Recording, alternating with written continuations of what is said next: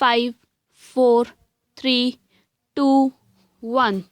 Bombay is a city with a cosmopolitan outlook, and it is happy coincide the discussion focusing attention on various aspects of science and technology which have a bearing on the welfare and well-being of society have been organized at this great metropolis.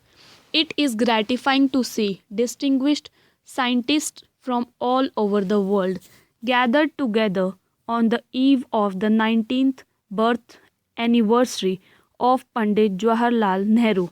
It is a fitting tribute to one of the greatest personalities of our times. As a student, I was inspired by his chashma and idealism. To those of my generation, he symbolized the India of our dreams. I came into close contact with him when I was a member of the Constituent Assembly, and a little later when I was invited by him to be a member of the working committee of the Indian National Congress. I was fortunate to have had the opportunity of working closely with this great nationalist statesman in the existing days following the advent of freedom. A nobler soul, so completely dedicated to the service of the country and its people, is hard to find in the history of any nation.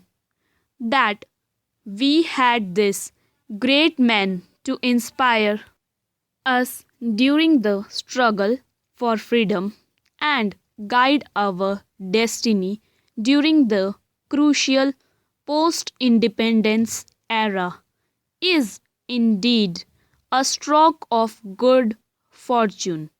He had a sensitivity of mind which he combined so well with a rare delicacy of feeling and large, generous impulses. He was impatient at times, but only because he wanted us to march faster towards the glorious future in which he believed. There are few others in positions of authority at that time who could have visualized the role of science in national affairs as Jawaharlal Ji did. He tried to mold our thoughts and action and place it on a progressive, scientific, dynamic, and non communal basis within the framework of existing political and social institutions into which he breathed a new spirit and a new vitality. He was the foremost among the pioneers in thinking of the progressive and purposeful advancement of science and technology in the country. He was not only the pioneer of modern India but its architect and builder as well. He provided an impetus to all modern concepts of nation building and provided the encouragement and moral support to those seeking to launch India onto the international sense. He realized even before India became free that our economic regeneration and progress towards the modern age could not be achieved unless we could plan ahead for prosperity. With his association and experience of pre independence planning, he infused dynamism and imagination as chairman of the Planning Commission into the 5-year plan, which have today brought us to the forefront among the developing countries of the world.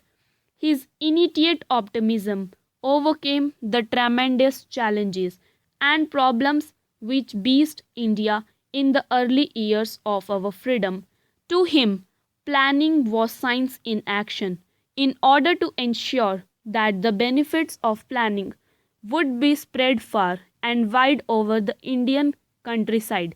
He laid the firm foundations of democracy in the political life of the country. Pandit ji believed in an international approach to problems, and his liberalism won for India a place of high honor in the world councils.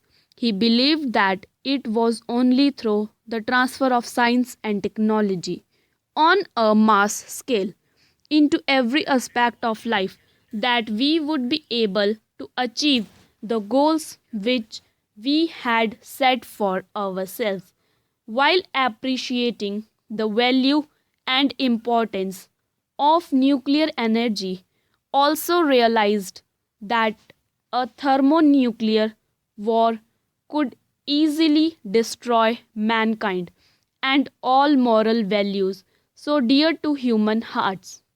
It was only to avert this catastrophe that this his lone voice could be heard so often at international forums, pleading for the lessening of tensions and for the promotion of gradual and mutual understanding between the peoples of the world.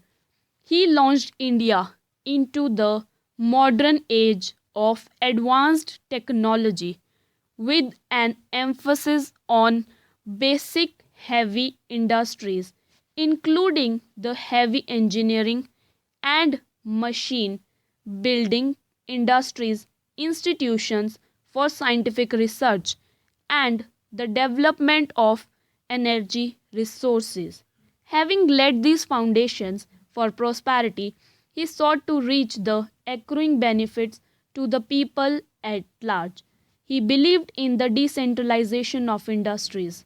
Such decentralization would scatter the benefits of industrialization throughout the country and in due course help to develop and support medium and small scale industries covering a wide spectrum of industrial activity extending down to the village and cottage levels. There has been of no greater champion of decentralization than Pandit Ji. He moved in Parliament in 1958, a historical scientific policy resolution which pledged to secure for the people of India all the benefits that can accrue from the acquisition and application of scientific knowledge.